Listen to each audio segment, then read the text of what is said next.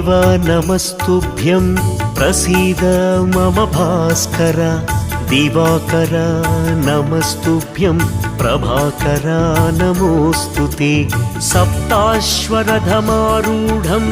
प्रचण्डं कश्यपात्मजं श्वेतपद्मधरं देवं तं सूर्यं प्रणमाम्यहं लोहितं रथमारूढं सर्वलोकपितामहं महापापहरं देवं